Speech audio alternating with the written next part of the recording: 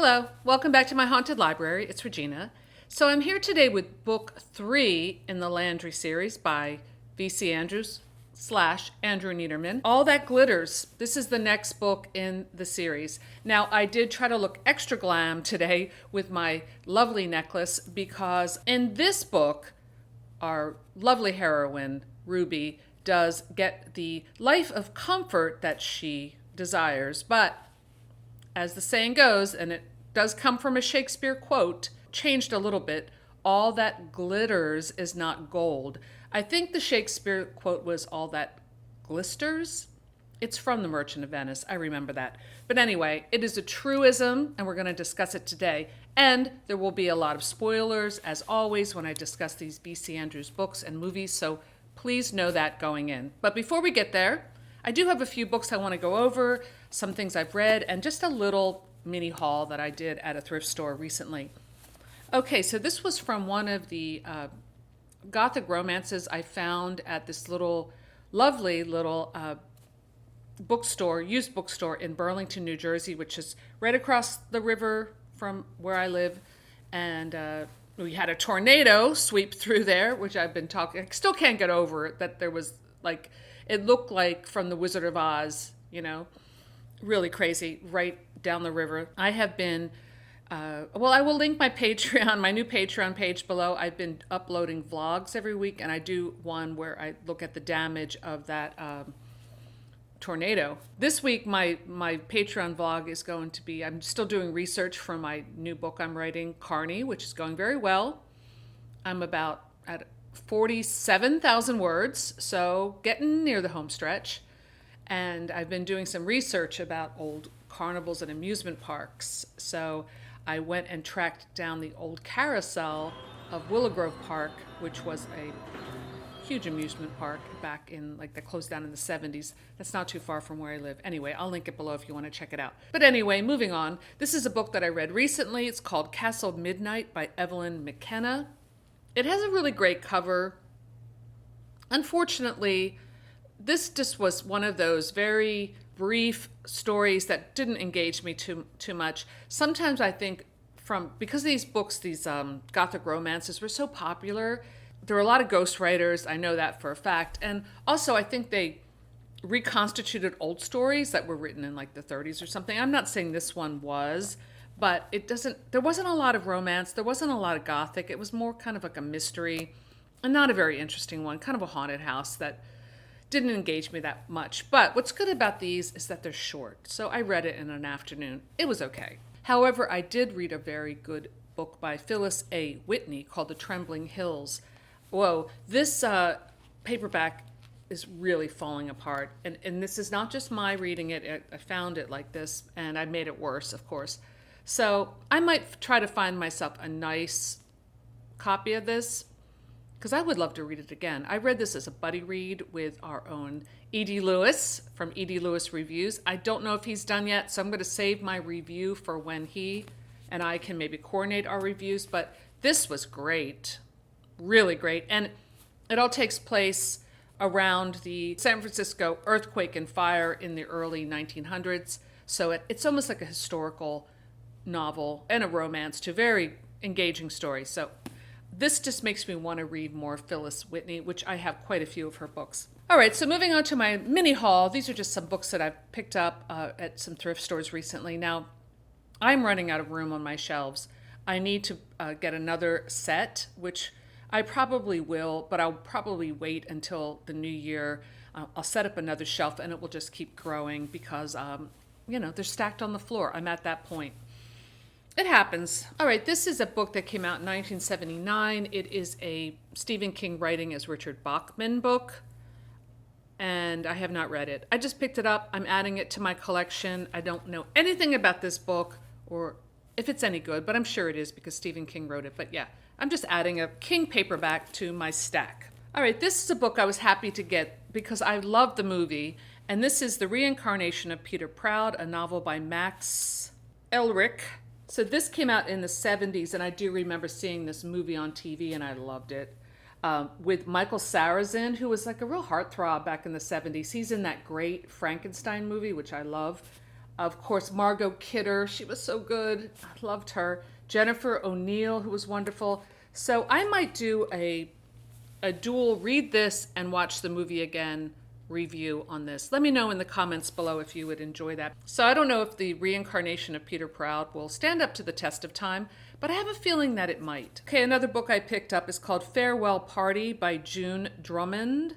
This is a Dell paperback, 95 cents. Don't you love it? Spellbinding romance and suspense in exotic South Africa. Looks more like romance than gothic, but looks like it could be fun. And again, I like these short works because it's not a big commitment. And if they're not that good, it doesn't really matter. All right, so speaking of romance, I could not resist this cover. Sweet Savage Eden by Heather Graham. I wonder if this is the same Heather Graham who writes a lot of like romantic suspense books that I see all the time, and I have read a few. I'm curious. If so, she's probably been writing for a long time because this book came out in '89. And I just live for that cover. I do get into this type of romance, like when I was a kid, the Fabio covers were just, my husband makes fun of me, but I do have a crush on Fabio. Okay, so I picked up a couple Robert Jordans. Now, I do feel a little, like a bit of a failure in my Wheel of Time reading schedule. I'm still have not finished book 4, but I should look on the bright side because I've actually read up to the first quarter of book 4, which is a feat because these books are like 1,000 pages each. I will keep reading it. The problem is I like to listen to it on audiobook while I read, or interchangeably, and I'm still on Moby Dick. I've got 10 hours left on that novel, but I'll get there. I only listen on audiobook like when I'm exercising, so maybe I just need to exercise more. I think that is my new goal. Anyway, I got a couple of the Robert Jordan Wheel of Time books. This one is Towers of Midnight. Nice paperback. See what I'm talking about? And I did notice that the new television series is coming out. Of course, I do plan on watching it. This is book 13. Brandon Sanderson wrote this one too. And book 7, A Crown of Swords. Nice hardback. Whenever I see one that I don't have, I get it. It's no rush because I'm reading all these V.C. Andrews. I don't want to pressure myself. That's not what this channel's about. I've never read that way, and I'm not going to start. Okay, and this is something I picked up that looked interesting because I've heard of this before, and I think it has been proved since to be a bit of a hoax. This is The Crystal Skull by Richard Garvin.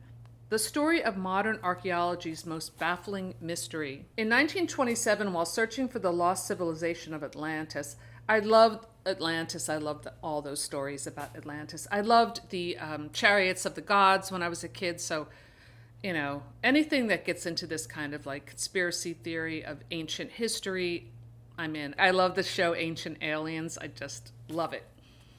Okay, even if it's a little hokey. In 1927, while searching for the lost civilization of Atlantis, archaeologists discovered the ruins of a Mayan city, the most extraordinary and perhaps oldest object ever fashioned by the hand of man. So this crystal skull, and there are pictures here, I'm pretty sure it has since been proved to be a hoax, but that doesn't mean that I won't find a high entertainment value in this book that came out in 1973.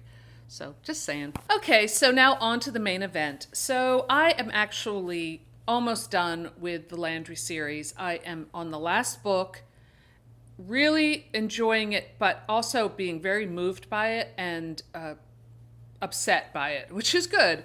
So I will do a review for the next 2 books. So this one I read and also watched the TV movie, the Lifetime movie. That was pretty excellent. So at the end of the last book, Pearl in the Mist, Ruby had gone back to the bayou. She's back in the shack where she was raised, and she had her baby, which is beautiful little Pearl, and Beau Andreas is the father, but he has been squirreled away to Paris to study. Ruby's basically been thrown away, which gives me a lot of feelings about Beau, and they're not very good feelings, let me just say.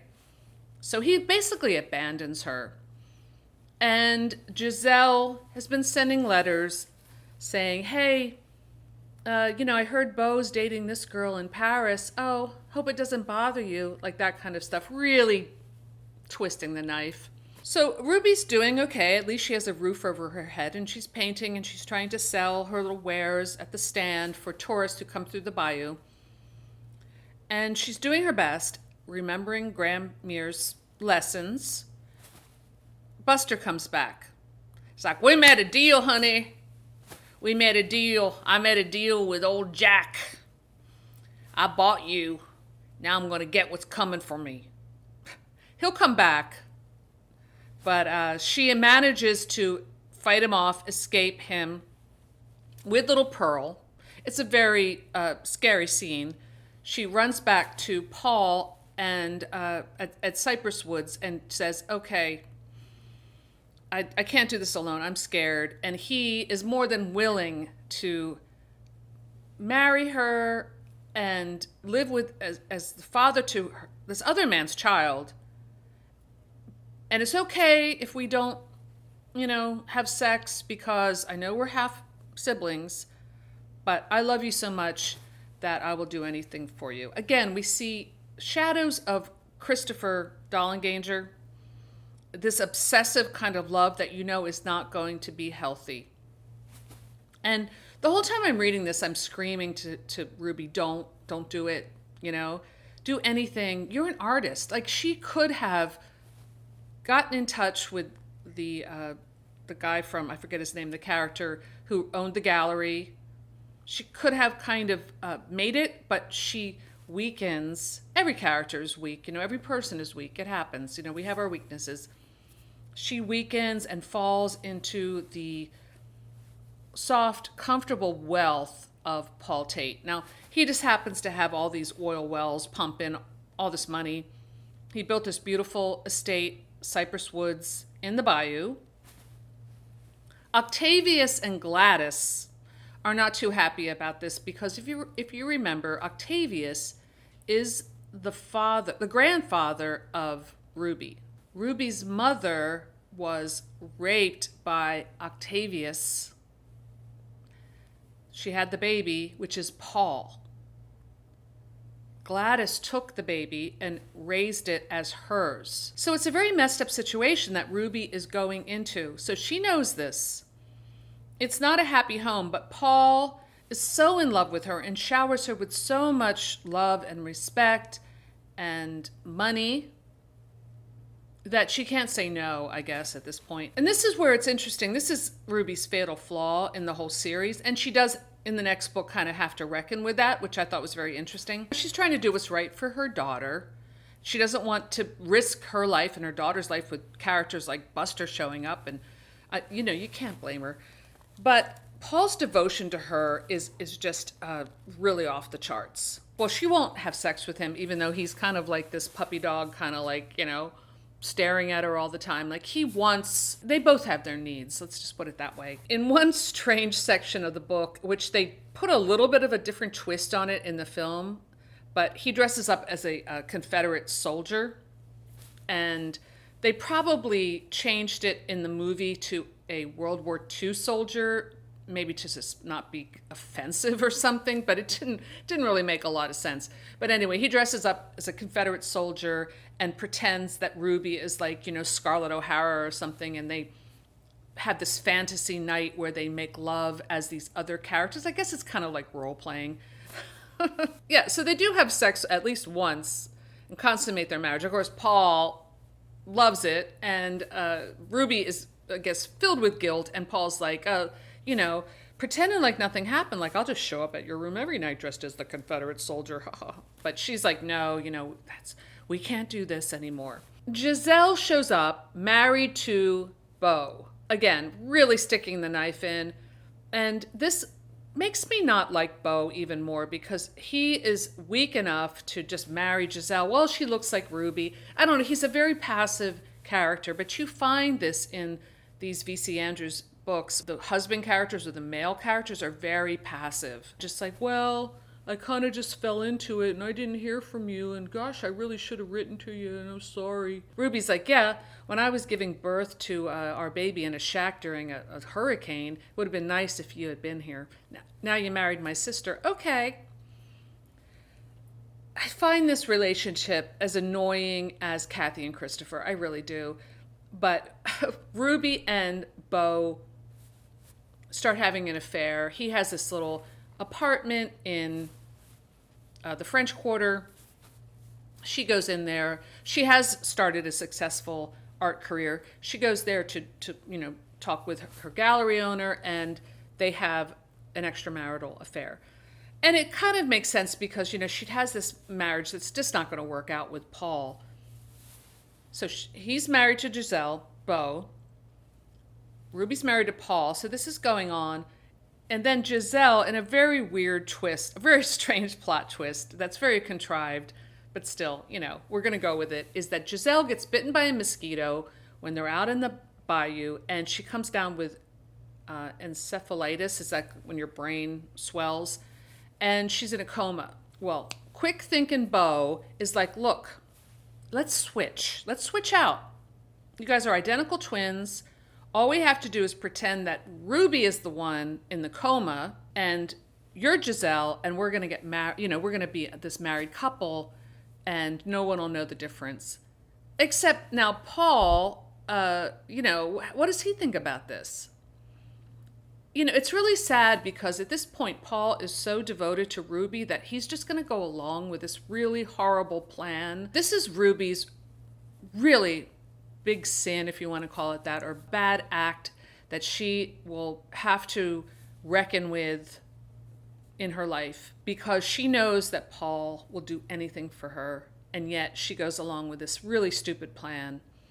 So she has to act like Giselle, which means that she has to be like a total bitch. And Paul becomes so confused. He starts believing that the Giselle who's in the coma is actually Ruby. So then Giselle dies, okay? Giselle dies from this illness, and she's buried as Ruby. So this is how far this hoax has gone. Beau doesn't seem to be bothered by it at all. Ruby is really bothered by it, but she goes along with it. And Paul is so grief-stricken that thinking that Ruby died, that he goes off into the swamp and drowns, like it's a suicide, or he's just so upset that he drowns. And it's this horrible tragedy. And I think that is when it finally hits Ruby that she did something horrible. So Gladys, who's kind of been waiting in the wings to do something really evil, decides she's going to take Pearl back, even though, of course, it's Ruby's daughter, but Ruby's dead now, so she's going to take Pearl and raise her as her own. Well, Ruby can't handle this, so the story ends, the book ends with this like courtroom drama. So all the truth comes out at the trial. Octavius confesses what he did to Gabrielle, the mother, Ruby's mother and Paul's mother, and Gladys has to kind of face the truth, and she's not happy about it. So everything is resolved. Ruby and Beau have twin boys named Pierre and Jean, after the uncle who died. So the next book in the series is Hidden Jewel, where Pearl grows up, and Ruby has to reckon with the choices that she made in the past, especially concerning Paul. So that will be the next one I cover in this series. So thank you so much for sticking around. And let me know if you've watched this movie. I thought the movie actually was done very well. I enjoyed it a lot. Or read the book. I would love to hear your thoughts.